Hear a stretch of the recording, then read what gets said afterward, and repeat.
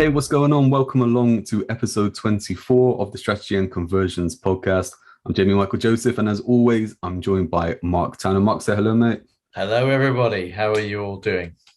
So they can't answer back, because obviously we're No, on the podcast, but you think you're on the webinar, and this is going to bring us on to what we're talking about that's today. true. That's true. So obviously, look, you'll be listening to this from the Thursday, but we're recording this back last Friday.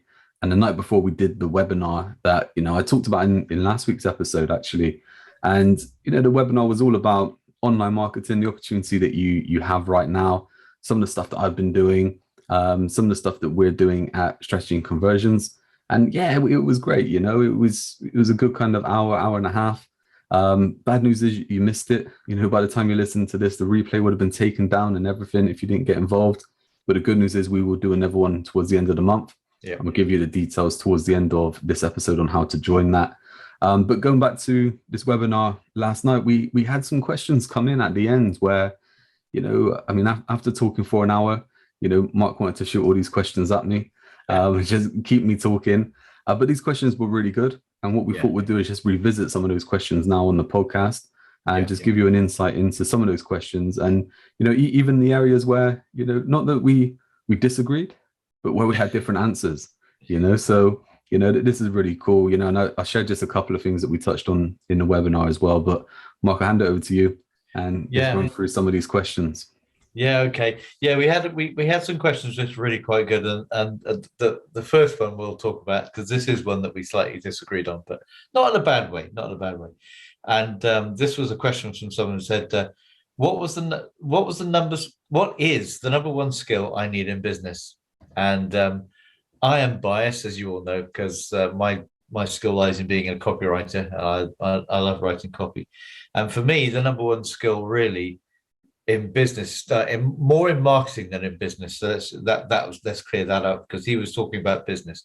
Well, it's business marketing, wasn't it? I mean, when we were on the podcast, we're talking about strategic marketing. Yeah. So instead of it just being marketing where we're putting stuff out on social media, and stuff like that, we're talking about how it supports our business within growth or whatever goals it is that we're trying to achieve. Yeah. So that's where the kind of question came in with business marketing. Yeah. And but for me, the number one skill for that is marketing is the marketing is the lifeblood of your business, and to be a number one skill for marketing is copywriting. And my point was, I said that copywriting just basically supports everything. So if you want to get into video marketing and you want to do marketing videos, it still starts with writing. You have to write your script or write how it, not necessarily a script, but how it's going to come across. If you do webinars, you have to write to have at least an idea of picturing the scene of how they're going to come across. And I know that, for example, there's some guys in the States where their webinars are really, really highly scripted, which I find a bit difficult to give myself, but hey, that's their choice. But certainly when it comes down to sales pages and nurturing emails and blogs and educational articles where you're just trying to bring your prospects closer to you, copywriting to me is that number one skill you need. Yeah, that's it. And like I said, it's not that I disagree, because I know how powerful copy is and it does fit into everything. And it actually goes hand in hand with what my answer was. Yeah. And that was creating the right offer. Yeah. So it's summing up your kind of product or service, your program, your event, whatever it is. It's putting it together in an offering that you present to someone that makes them want to say yes. So it helps them get from, point A to point B and possibly point C as well. And for me, I spoke a few times on this podcast about what I call your POP, which is your positioning, your offering, and your process. And this is like a basic area that, already the foundation area. The first part is that if you get this right with whatever it is that you're offering, you will have success with it. Yeah. When you kind of jump on, it's like, right, I've got this great idea. Everyone would want to buy this from me. I'm just going to chuck it out there on social media. No one buys. It usually comes back to your POP. Yeah. Because I'll probably say that if something isn't quite working with just a service or a product, it's going to come back to your positioning, your offering, and your process. And for me, that's why I come back to it. But yeah, look, even if we have the perfect offer, we still need to get it in front of a hungry crowd. And to get in front of the hungry crowd, we need to translate that in a way, or, what's the word I'm looking for? Articulate that in a certain kind of way that they get to see that they can come in to get that offer. How do we do that? Well, we do it with the copy, right?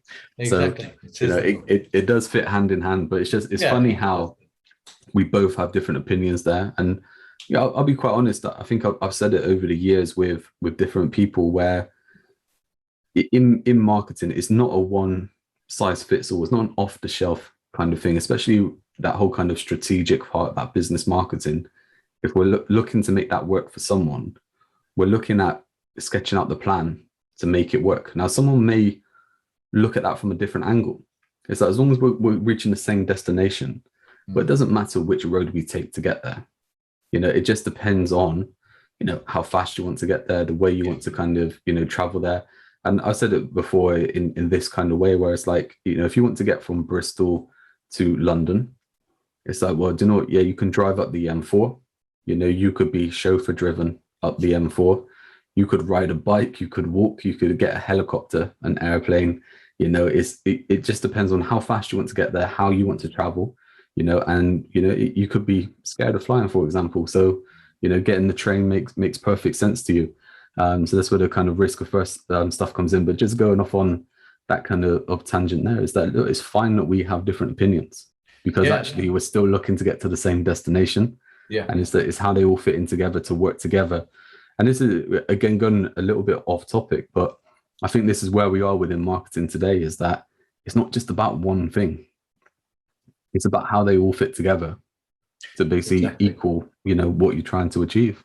And that's so true. And going back to the whole thing about having different viewpoints, it just adds to the strength of the team, doesn't it? When if I'm on my own, if I'm doing stuff on my own, for example, back to my copywriting agency, it's all about copy.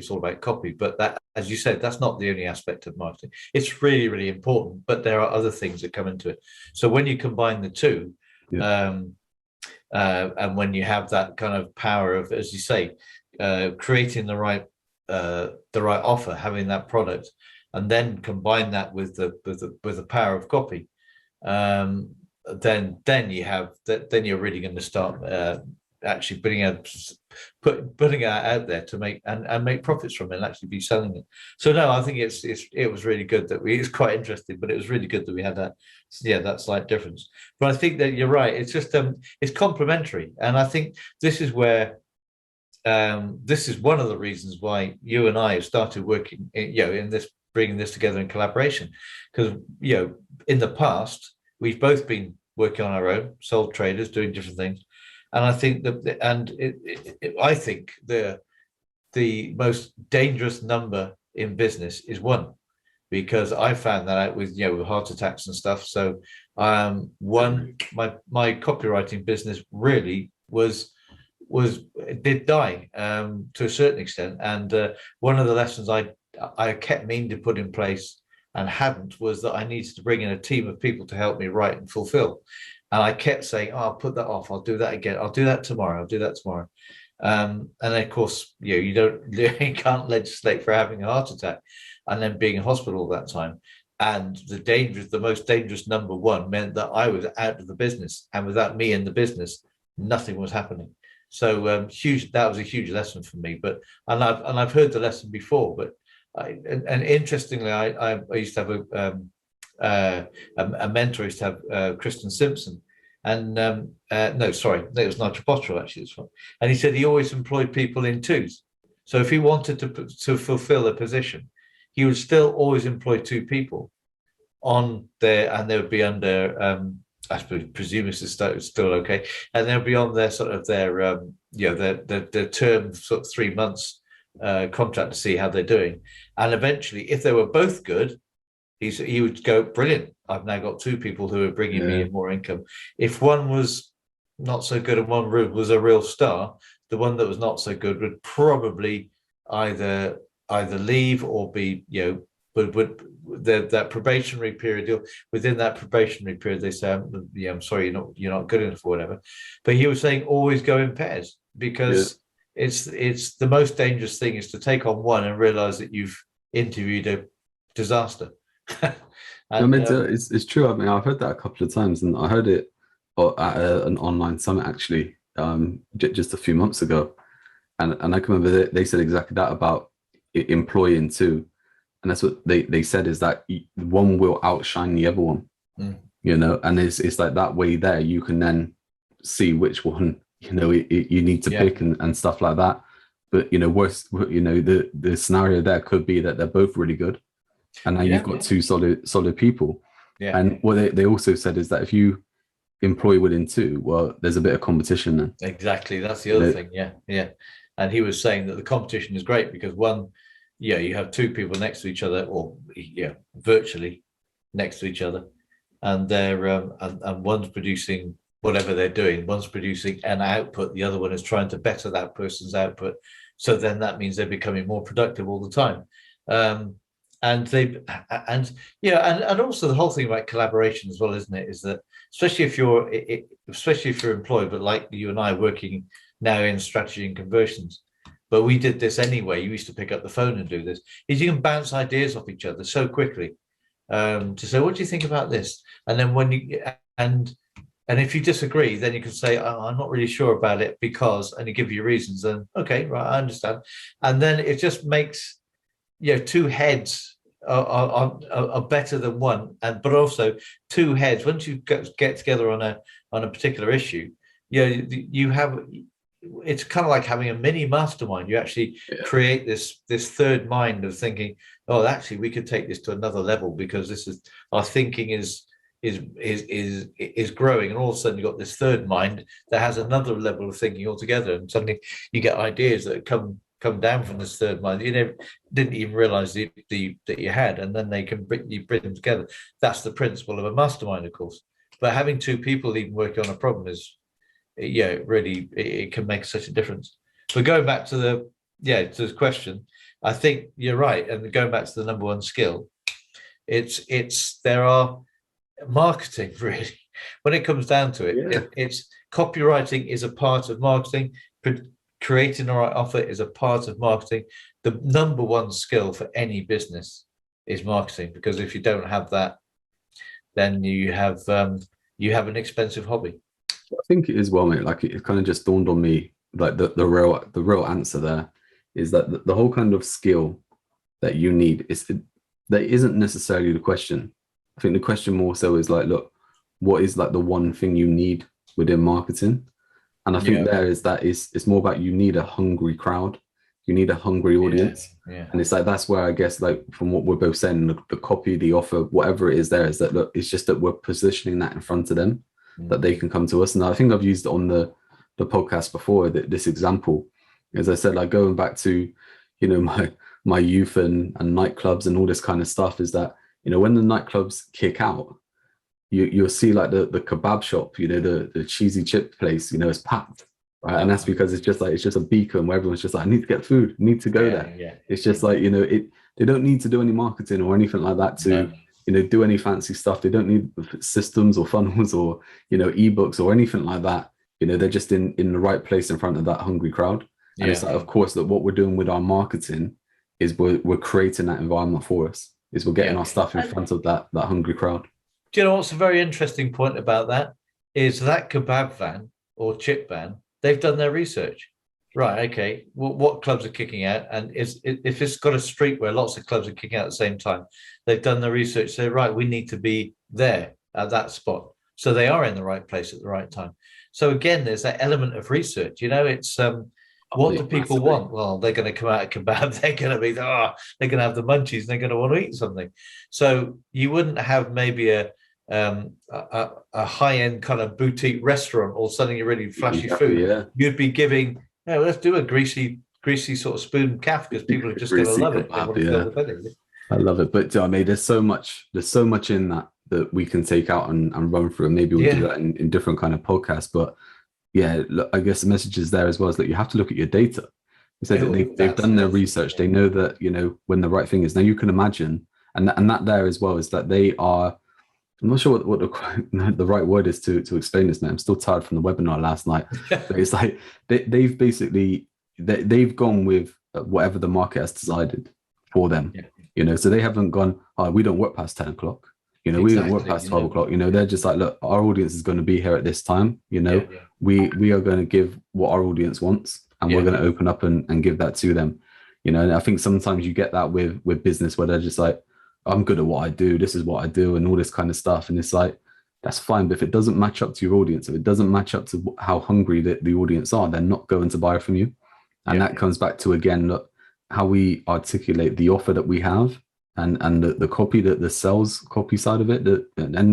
We say sales copy. It's a sales message, isn't it? It's a call to action. It's that persuasion. It's like, how are we making them take that next step? And it's basically putting that offer in front of them. And it's like, that's exactly it, man. Do you know what? I was thinking of a story, going a little bit off topic, but this made me laugh, and hopefully, for those listening, it will make them laugh as well. You said about hiring 2 people. I can remember years back, I was a mortgage broker, and I can remember talking to the guy there who was like the head of recruitment. We were all, I think it was like a lunch kind of thing. We're just chatting around and everything. And he said that they interviewed in like a group. And what happens is people would like filter out. So they would send people home after the first kind of session or whatever it was, until they got through. And they had 2 guys left. He said, and like this recruitment guy just said, listen, guys, we like both of you, but there's only one job, so you're going to have to fight. He said, but the best part is that one of these guys was massive. He was like 6 foot plus, muscly and everything like that. This other guy was small, skinny and everything.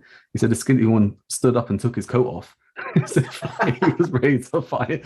And it was just like, I was just like, you definitely should have employed the skinny guy, right? He's hungry, he wants it. I just like, just a little kind of sideways story there. It just made me crack up. But one of the reasons why I was thinking about that, saying about employing 2 people, there is actually those kind of business processes in place within different organizations that do this, and Volvo are really big on this. And also you have the Ajax football academy.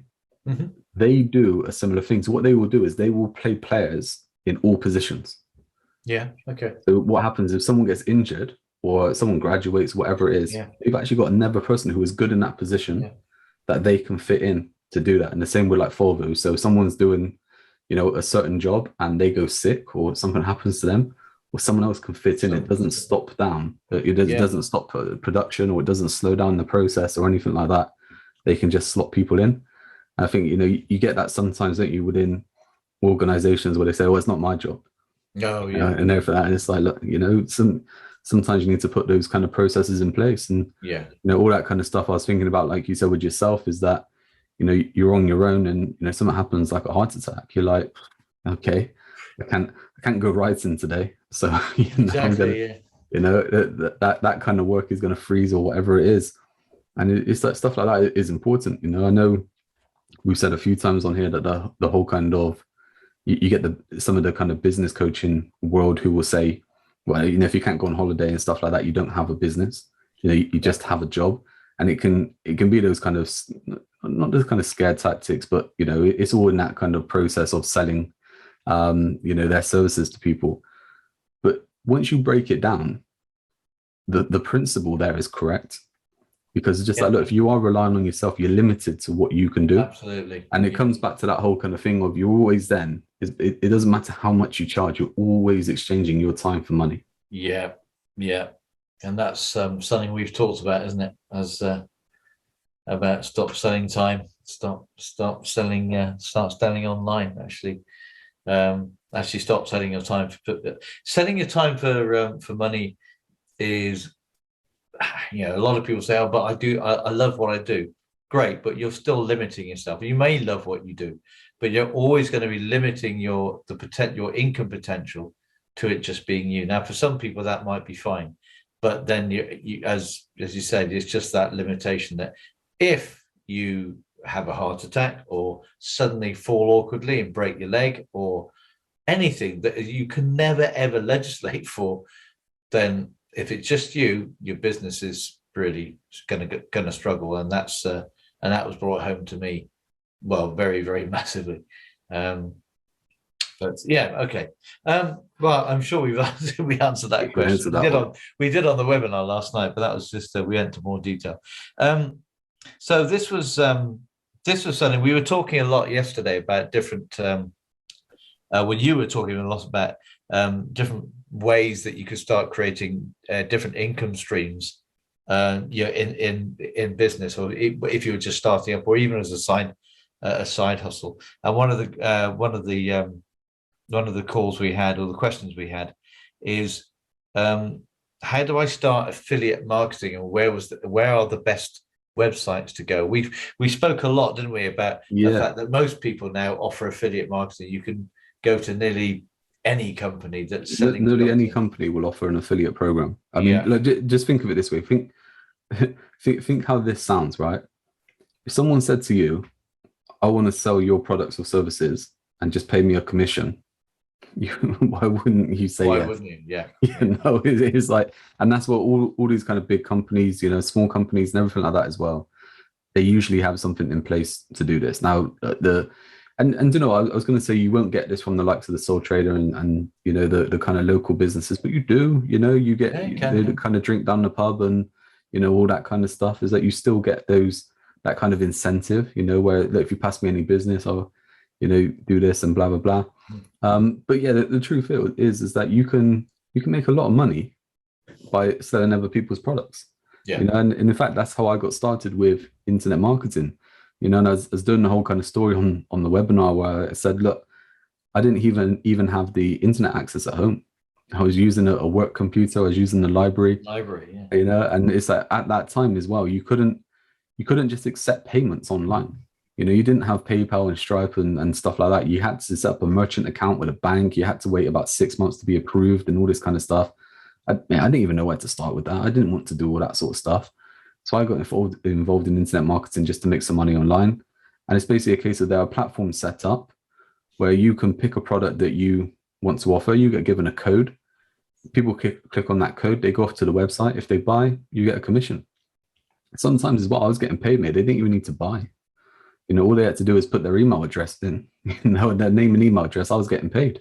It's just like, that kind of thing, $5 for an email address. And it's like, once you then get to start to understand the whole kind of back end and the sales funnels side of thing, we've said before, look, sales funnels has become kind of buzzword in the past 5 years. Look, we're talking 12 years ago. Yeah. Is that the sales funnels were there. They've always been there. And it's like the reason that I was getting paid $5 for an email address is because they were then selling products to a customer, and they were making, a lot more money. Yeah. And then, you get a bit smarter and you figure that out and you start to figure out how you can make more money from doing the affiliate marketing. But there are all these platforms out there that you can go to. You can sign up usually for free as well. There might be something that charge a little bit of money to set you up, and that's to stop the time wasters coming through. But really, yeah, anything. So we were talking about if you were like, say, a social media manager or something like that, you were teaching social media or even doing it for people. Well, if you want to recommend a certain scheduling tool, there's an affiliate link for it. You can get paid a commission. If you want then to say about creating this kind of content, well, look, there's, you can get a commission from the likes of Canva and stuff like that. And there's all these different places that you can then start earning a commission from just within your business, as not so much talking here about upsells, but just stuff that people will need anyway. Yeah. So you're just saying, well, yeah, look, I can help you with that. Here's what I recommend. And actually, just a smart way of getting started within affiliate marketing. So whether it is for your business now, or you just want to make money on the side, it's just put together a resources list of what people would need, get an affiliate link for each of those products. And then obviously you could give your resources document away for free. People will go off to get whatever it is that they need. Well, when they buy, you get a commission. It hasn't cost you anything. We're talking about the opportunity that you have right now, but it doesn't cost you anything to make money. Yeah.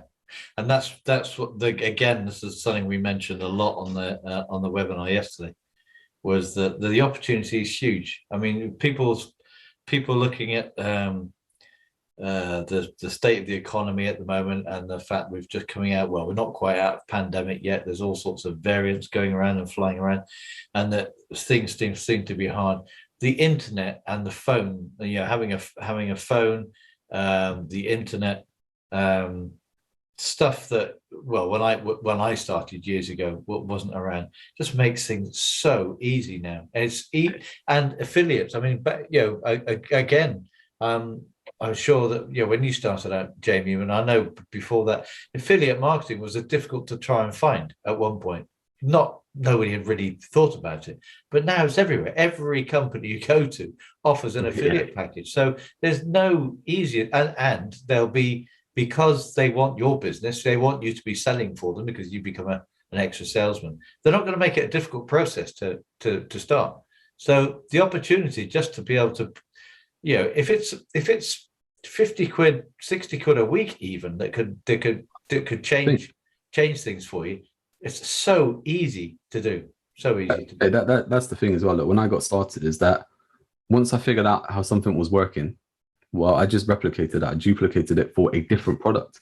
And at the beginning, I was selling all sorts of things. I said on the webinar last night is that I was selling things like survival guides, selling things like, things about increasing muscle and stuff like that, and it's all good stuff. And if you're in that kind of industry, you're in that mindset, it's all good stuff. It's not like fake stuff or anything like that. There was all this kind of stuff that you could use. And you need to imagine this as well. Like I was saying about using the library and stuff like that. The computers that we had back then were slow as well. Internet connections were really slow. Trying to get into a website which was really clunky, where it's showing you, the different kind of products that you could register as an affiliate for.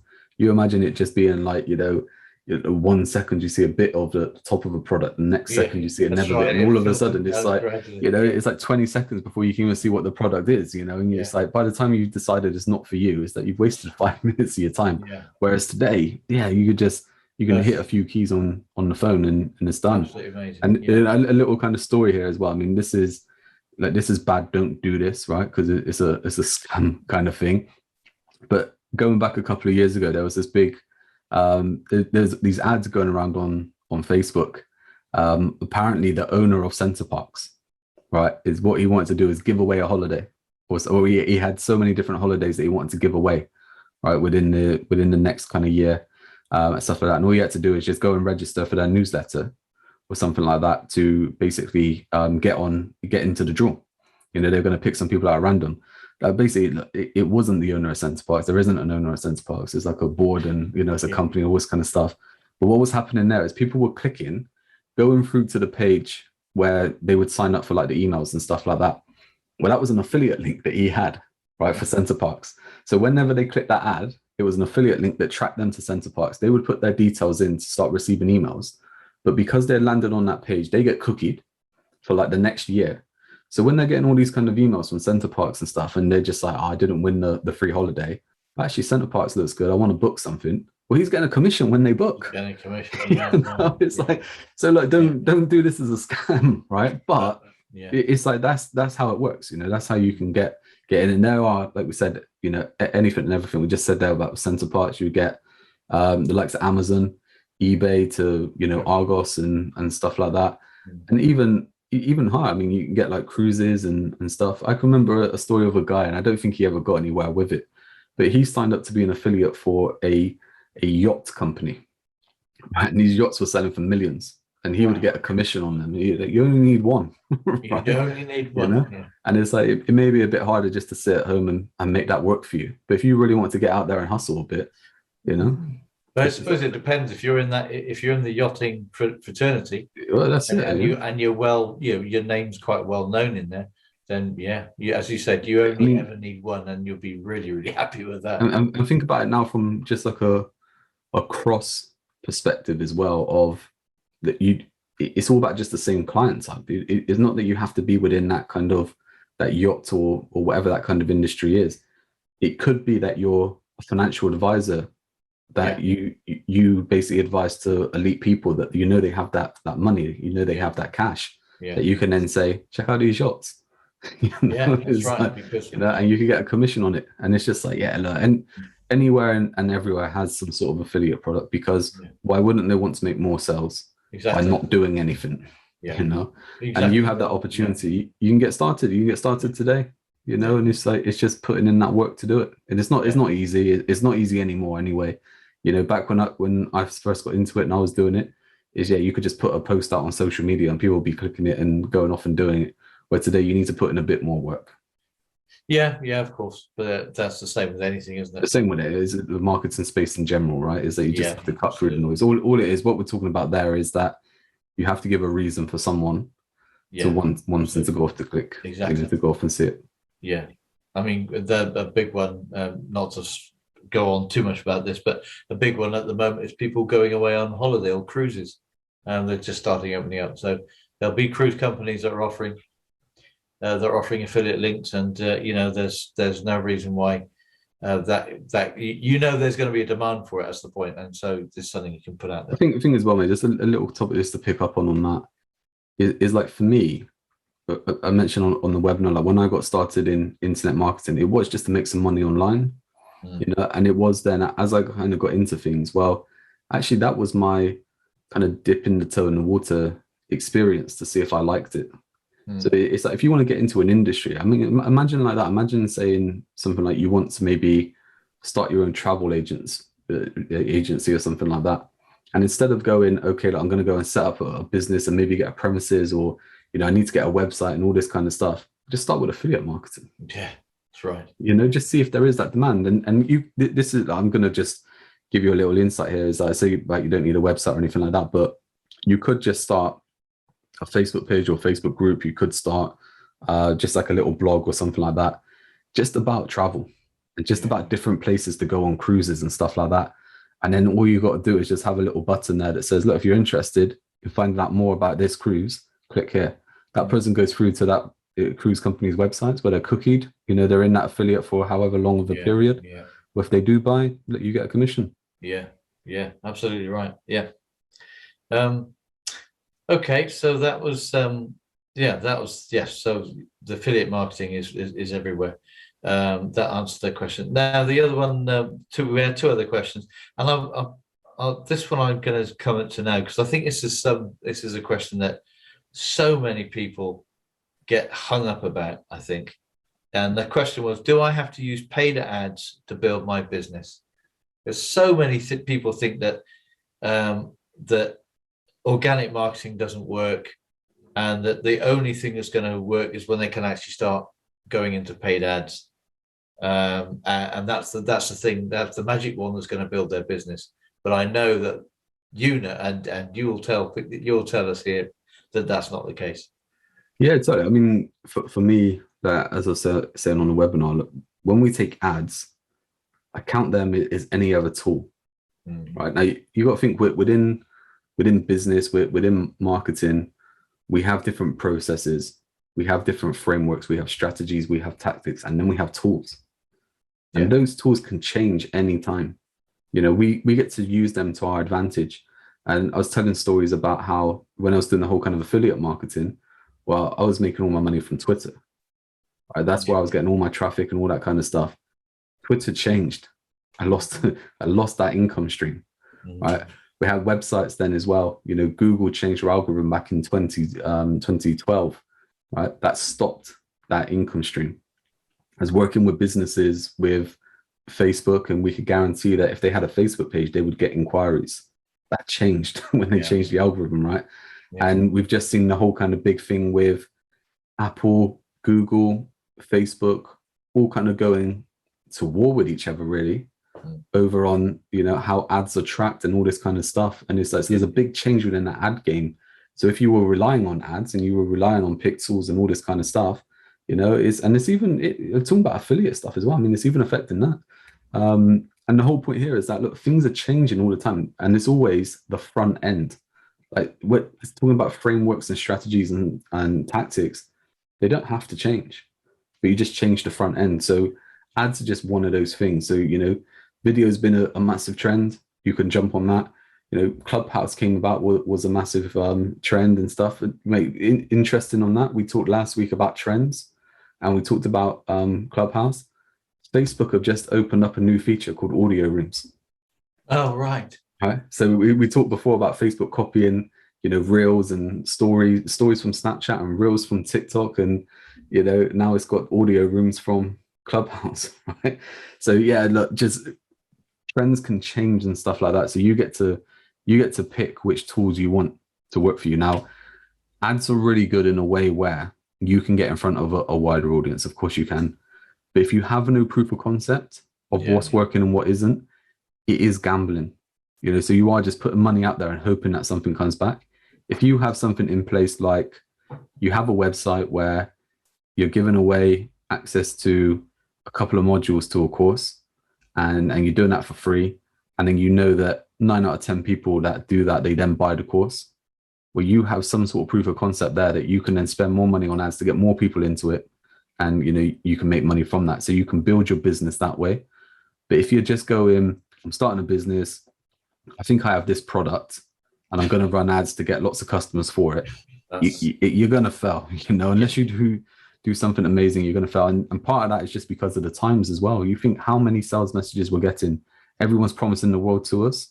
We're seeing all this stuff in our feed, and we're going, well, why am I going to pick you over this? You could have the best product going, the best service going, but just because you're falling into that trap already, instead of it going, look, here's an ad which is just about awareness, and what it's doing is it's just letting you know a bit more about us and what we do for this type of client, and we know you're that type of client as well.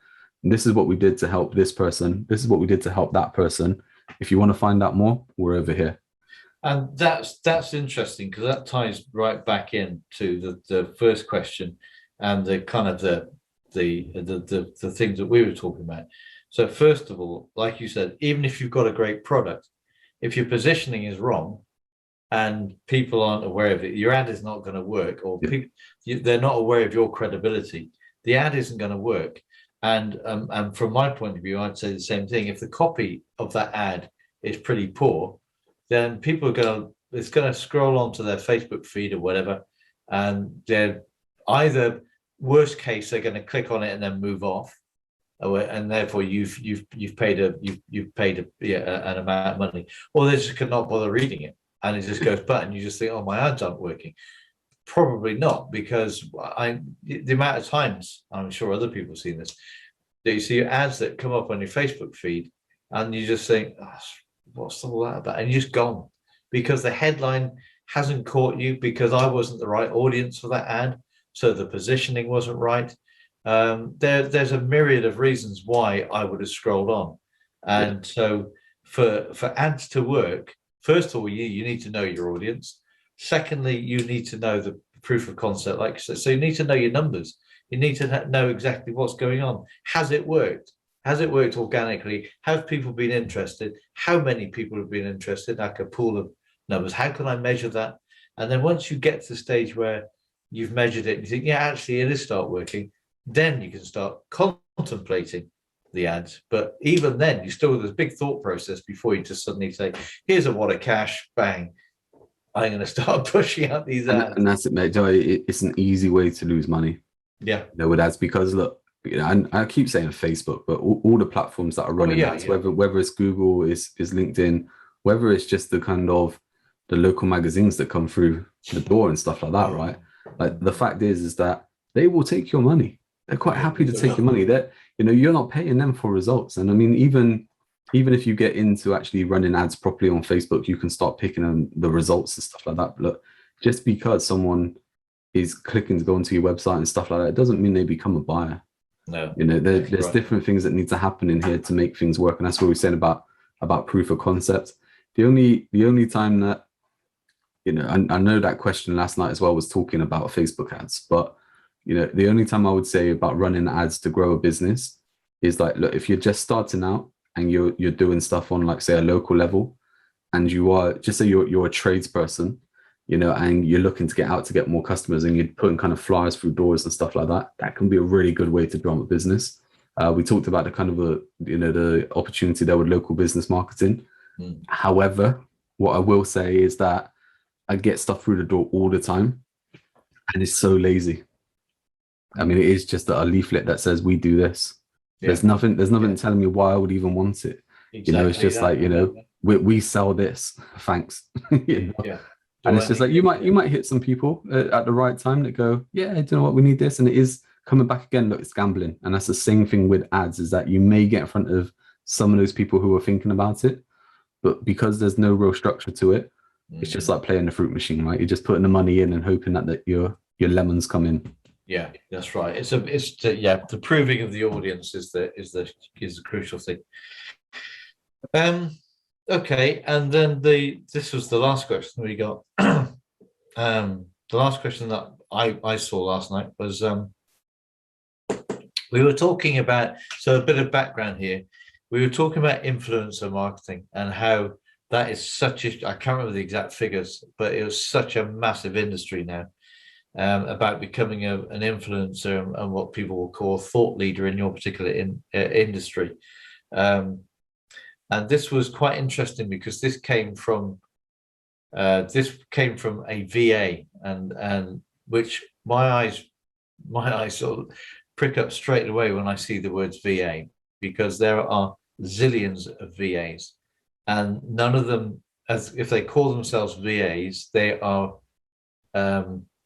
they run the risk of not standing out and just sitting there in the bog of all the VAs that are around around about, not only from the UK, but you've got VAs coming from the Philippines, all over the world. So you're not just competing in the UK. If you're in the UK, you could be competing with globally with all these VAs. So you've got to stand out. And anyway, that's I'll talk about that in a second.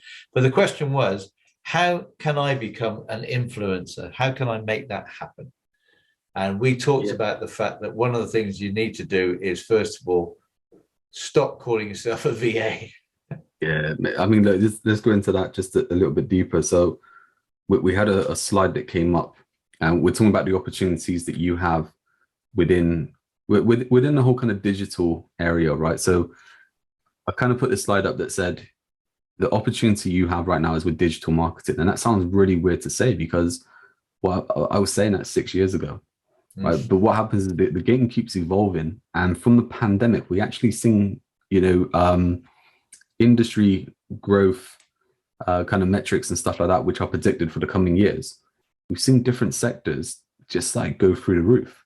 So we're looking at how they're going to, and we looked at the whole kind of online learning education world, and we're saying that even the likes of the BBC now have got a course platform. You work that one out. And we're talking about e-commerce as well. It's meant to be like doubling from the likes of 3 trillion to 6 trillion dollars spent within the next kind of few years. There's another kind of one that we talked about with the money and stuff like that. And then we said about influencer marketing as well. And it's something like that industry has gone from something like 1 billion a couple of years ago to being predicted to be worth $15 billion next year. Rise, wasn't it? Yeah. And what happens is, as soon as you say influencer marketing, that whole kind of stereotype of, say, like an Instagram model who's kind of taking pictures by the pool, and then trying to flog some lipstick or something like that. That's what usually kind of comes to mind when people talk about influencer marketing. But actually, look, everyone has a personal brand right now. And we always have them, but it's been pushed to the forefront. So whether we're in business, whether we're in a job, whatever it is we're trying to do, people are looking at us as, we are our own brand. And if you're in a business, well, you can actually grow that personal brand to give authority. And that authority basically puts you into that influencer category. And that's what we're talking, that growth within influencer marketing, that kind of industry.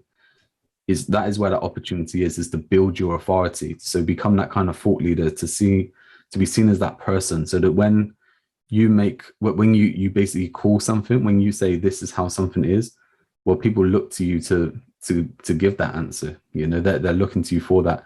And we said about, it's always been a factor of know, like, and trust.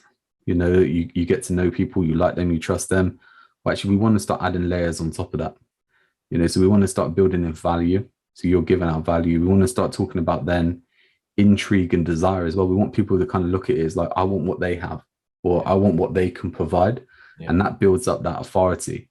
And that's where we're talking about, becoming an influencer, is actually having that authority within whatever market it is that you're in. And it doesn't have to be that you become the global dominator of that kind of industry. It could just be that you're within a local area, you know, as in regards to like a city. It could be that you're in a local area in regards to like a real kind of niche area within your industry that you're really good at. So you're doing other stuff as well within the industry, but actually you become known for that one particular thing. And that could be that, you know, you get the likes of, say, you know, doctors and surgeons. You know, it's like, well, look, the heart specialist has a certain set of skills there, you know. They won't know what to do when it comes to, like, say, you know, I guess a bone in a leg or something like that, you know, and someone else has that kind of skill. But actually medically, you know, they're still within that profession. I think that, yes, I agree with you. And I think the point I was making here, I mean, VAs do a fantastic job. There's no doubt, you know, VAs are brilliant. But the problem is which one? And there's so many of them. So most of the time, I was the way I was talking last night was saying, okay, if you got, I had one VA that in mind particularly who I've worked with a little bit. Now this VA does everything that any other VA does in most cases. But so you probe and you question. So what else do you offer? What else? Well, I found out that she was really good at managing projects. Okay, and found out that she was good at office processes and ironing out processes and mind mapping processes to put them in place. Right, okay, I'm sure there's other VAs that can do that as well. I'm not saying she was the only one. But so stop calling yourself a VA and call yourself a project manager or a business process manager. And then to raise your authority and to raise your influencer, start talking about it.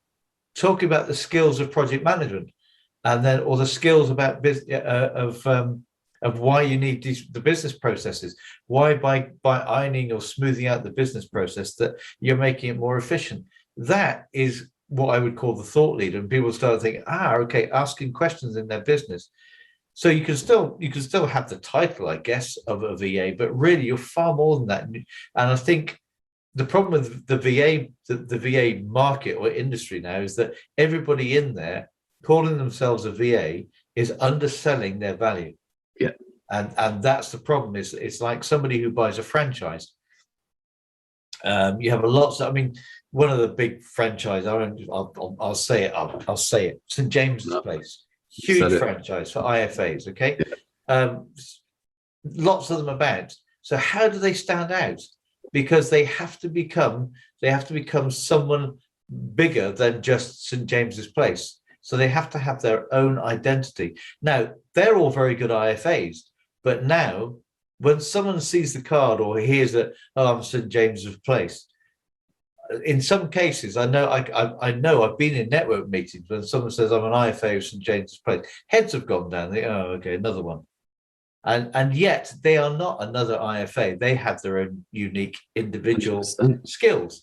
And so you've got to be the marketing now, as we've always said, marketing has moved on a level. Okay, buyers are far more sophisticated. In the back, back to the day, you could have said, IFA, St. James's Place, all these products, brilliant, come and buy from me. People say, yeah, that sounds good. But they're going to say now, they're going to say, yeah, but so is that one, and so is that one, and so is this one. So why should I buy from you? And they're always looking to buy from the products and the person, but someone in authority who really knows what they're talking about. And I recently saw a presentation from one of the St. James IFAs all about how one product, they're just taking one product, one product they give, how it's outgrown the market and how this is really working for people and how they're going and showing the differences and levels between the market standard and this is performing. Wow, all of a sudden that got people's attention. And that person became all of a sudden a thought leader. Now, that kind of information was available to everybody, I suspect, from St. James's Place, but he put it there. And he's the first one that made you think, right, okay, wow, that's a really high performing one. So guess where people were going to go to? And that's the point, isn't it? We were saying about becoming an influencer. You're influencing someone's decision to say, do you know what? That's the person I need to speak to. I know there's lots of others, but you've hit the nail on the head, exactly what I want. I want high returns on my investments. So there you go. That's exactly it, mate. 100%.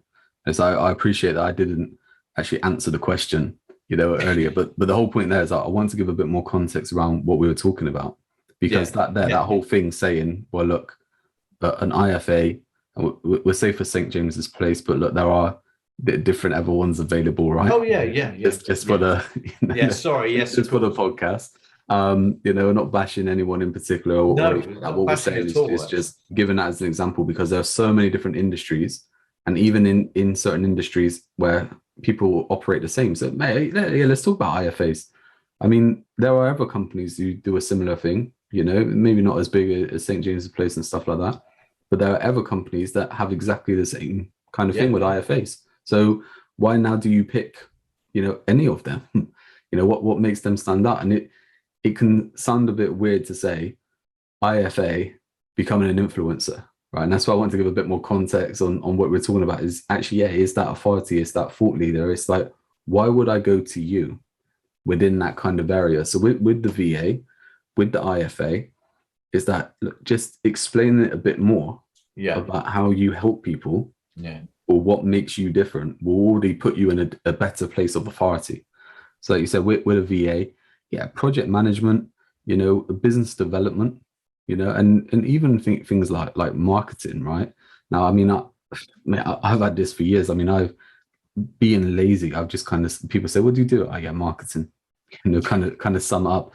And, no disrespect to anyone, but you kind of get put in the same category then as, like an admin person who can, do a bit of marketing. You might get put in the same as a VA in the Philippines who, does marketing, and you think, okay, but there's a lot more that I do, and it's breaking it down then, and even I guess that's where you kind of, coin that phrase with strategic marketing, is that, look, it's showing then that, look, there's a strategy side behind it, but actually it's supporting business, not just putting stuff out in marketing. It's how does your marketing work for you to basically equate to this goal that you want.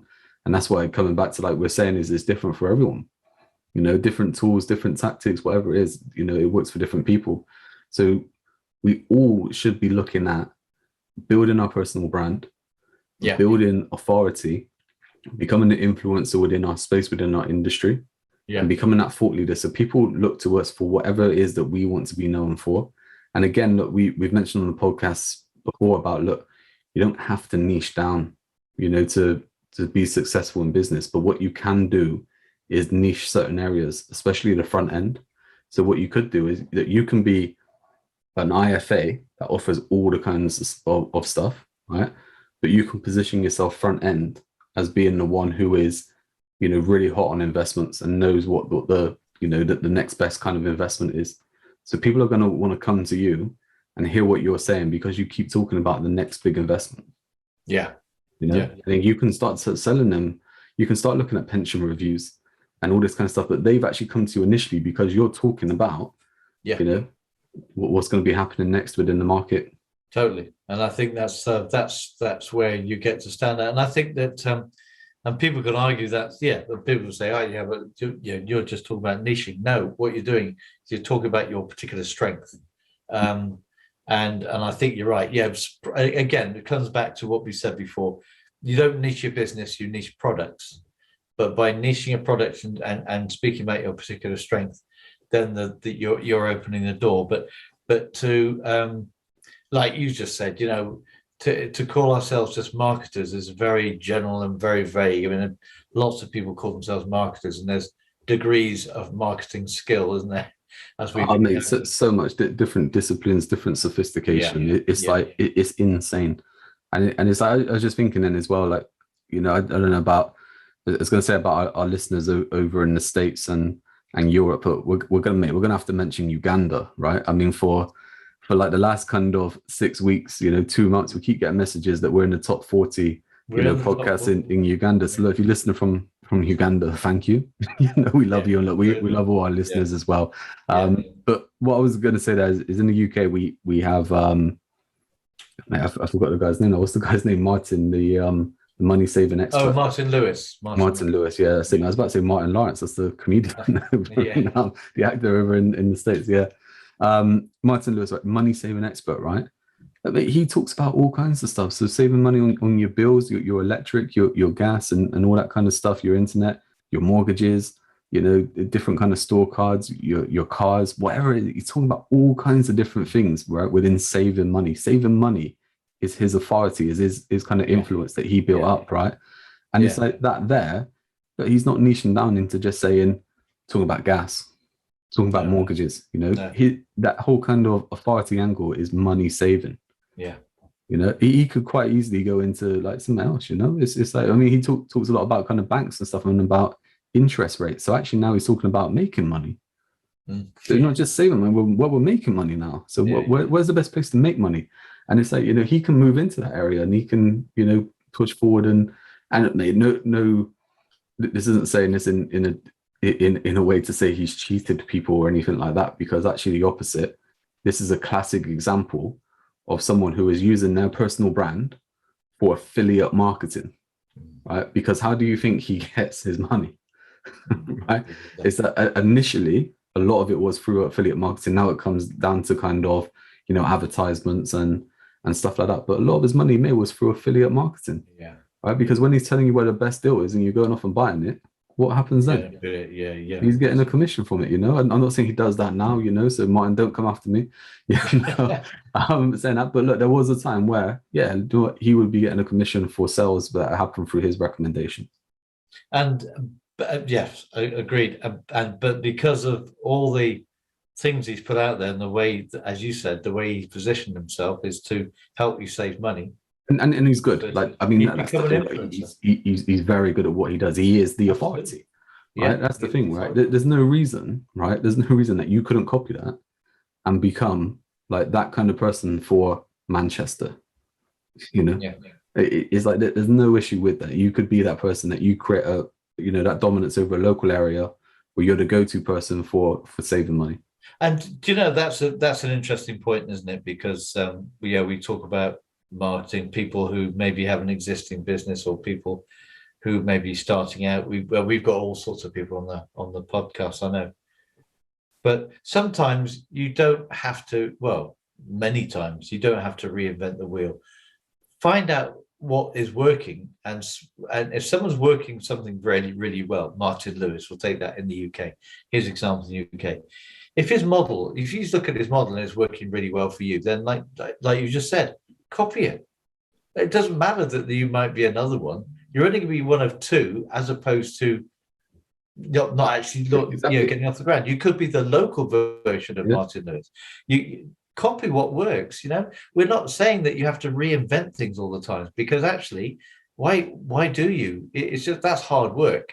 If you can, going back to the very, very original thing, affiliate marketing, what you're doing is taking the easiest way possible to leverage an income, to actually create an income, leveraging other people's products. So the same thing is that you've got a concept from somebody that's working really well, and you can look at their business model and you think, well, I could do that. So that's it, mate. Yeah, I mean, we did a podcast episode, didn't we, on innovation? Exactly. So it's like, what we're talking, like you said, we're copying it, just for the listeners. Like, what we're saying is, don't just go and rip off someone. Someone else is doing. But look at what they're doing well. Yeah. Because whatever they're doing well is working. Yeah. But how can you adapt that to make that work for you, either in a way that suits you better, serves your market better, or actually takes just an element of it? Yeah. Right? I mean, how many times do you hear of things with I mean, this is quite interesting. Like I've used a video software, right, for about 3-4 years now, right? It's just been bought out by GoDaddy, right? GoDaddy have bought it because GoDaddy have set up GoDaddy Studios. So not just the domain stuff now, not just email, not just creating websites, but now they're getting into content studio, right? So you can actually make all your content and stuff like that. So they've actually bought this. So those guys dominated their area within the video stuff, right? So they actually took different kinds of softwares that were working, they kind of put it into one to make it work. But now GoDaddy have seen that as something that, okay, well, that's just one section to what we want, So it's like all the stuff that you're doing here is that, you could take, a certain area within saving money or making money or something like that. Actually, Martin Lewis wants that as well, so he's going to kind of bring that in. You could actually piggyback off of, his audience and stuff like that. And do you know what? We'll wrap up, this podcast episode shortly, but we'll say this thing now, and this is what maybe we could talk about next time, because we've talked about leveraging other people's products, and we talked about piggybacking and stuff like that. You can leverage other people's audiences. Right? So you can leverage other people's customers, their audiences, what they already have in place, right? And what we'll do in the next episode, we'll run through client types and how a lot of businesses share client types, but they're always going at it in separate ways. When actually you can join forces and make things really powerful, and whether that's just to do a joint venture and share the money, whether it's a commission again, or maybe it's just a kind of, you scratch my back, I'll scratch yours at a later date sort of thing. And there's a lot that can be done there. So we'll talk about that next time. And we'll look to wrap this one up then, Mark. So let's look at summarizing this episode then into the kind of the hot points we looked at. Wow. Okay, we'll try. Many nuggets throughout, right? Yeah. You have to go back and listen to it again. Yeah, I think so. I think the big thing about, first of all, we were talking about to get started, affiliate marketing is a great place to start. Yeah, it's easy to get into affiliate state, but there's still work to be done. I think it's also the other nugget was really is the one we just talked about. Really is how can you stand out if you're in an industry that's very, very crowded? What can you do differently that you're still doing, but what can you stand out as? How to become an influencer and stamp your authority. And I think it was, and I guess the nugget to avoid is don't believe that paid ads are the panacea to all evils and the magic bullet that will suddenly make your business grow 10 times, because they need some thought. That magic bullet part there, I think is massive, because the internet marketing world is probably the one industry where you get a lot of this. You get a lot of the kind of the false claims, or the rags to riches kind of stories and stuff like that, and people selling you the dream, where it's not necessarily just going to happen with just some of these tools. These tools are there to support you, and like I said, you can chop and change them and use them to your advantage and stuff like that. And I guess that's what I was trying to get at when I said about with affiliate marketing, is it requires a bit more effort now than what it used to. Is that what I'm saying here is that it's not just, don't just think that because you sign up to be an affiliate for someone, it just means you're going to get loads of money. You have to put some work in to make it work. And I'm not saying that it's hard and that it's going to be difficult for you to do. I just want to kind of say it to you is just imagine that you've gone to IKEA and you've seen some sort of shelving unit and you're like, I like that, that's what I want. Well, actually, look, you get the box, when you get home, you have to assemble it. And that's where we are with like affiliate marketing, right? It's just because you've got your affiliate link, you have to do some assembling to basically to have that finished product to make it work for you. But by the same token, I know on affiliate marketing, they will make it as easy as possible for you. That's the thing, because they want you to be their silent salesman. They want you on their sales list. And we say about affiliate marketing, right? A lot of businesses, we talked about IFAs. I don't want to say just St. James's Place anymore, but just like those kind of industries, right? All those have referral partners. Yeah. Right. What do you think referral partners are? They're affiliates. Yeah, affiliates, exactly right. It's just the same thing. It's just called different things in different industries and working in maybe slightly different ways. But all they are really is just that, look, someone gets paid a commission, and look, there are certain rules where not so much when you're doing affiliate marketing, but like those kind of guys and stuff like that as well. There may be some rules where they have to declare that they're passing your details on to other people and stuff like that. Yeah. But when it comes to affiliate marketing, look, you're driving traffic to someone's website, right? They're doing a deal with that person. You're not even getting involved. You're not even, you're not talking to Mrs. Jones before you send her off to, that cruise site or anything like that. You don't even get involved in anything there. Yeah. If Mrs. Jones has any problems or anything like that, it's with the cruise company. Yeah, that's right. So those were my nuggets. Have you got anything else to add? Mate, I'm exhausted. I'm not even going to lie. I feel like we did the webinar last night. I did it all again. Yeah, almost. Yes. Well, all the question part anyway. Questions, yeah.